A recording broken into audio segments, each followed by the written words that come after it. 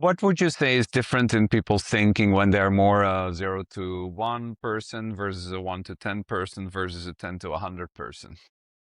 And not just in sales, but also I'm guessing you're seeing similar patterns on in other functions as well, right? Yeah, let's see if I can answer that. So, it's 0 to 1. I think you're chasing a lot of things because you're still looking for product market fit.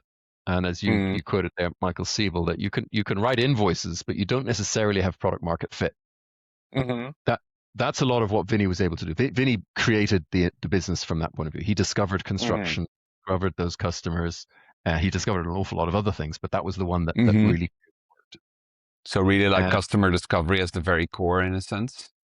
yeah, right. Mm, So he had to be much more of a generalist. He had to understand more of the tech. He didn't want to get too constrained to any particular system, hmm and that's what Vinny's great at. He's a natural problem solver. He gets to know hmm people, and he walks into a room, and all he wants to do is solve problems and leave that room better than he found it. That's a Right? perfect fit, yeah. Randall, Randall really understood the sales floor, so he wanted to take Vinny's success and turn it into a system. hmm And he gave us the first structure on our sales team. So the first playbooks, the first sort of specializations of a BDR team versus the sales team versus customer hmm success, all that kind of early type stuff.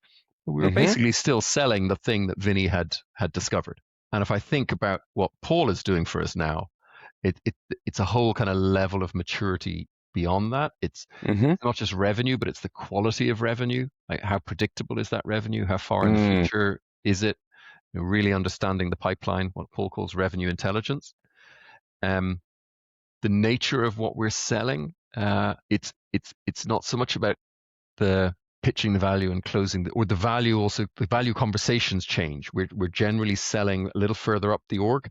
We're talking more about trust and positioning and strategic alignment with our customers, hmm um, because we're asking them to make a longer commitment to us and much more of a commitment to our ideas, which is reality-driven intelligence, right? It is hmm it is what is the value of this data? Why would our customer want to capture it? Why do we want to run analytics on it? Where is that stored? Are we compliant? Is there data sovereignty? Is there privacy? It's it's a much higher level conversation, basically, because we're asking for bigger adoption and bigger commitment.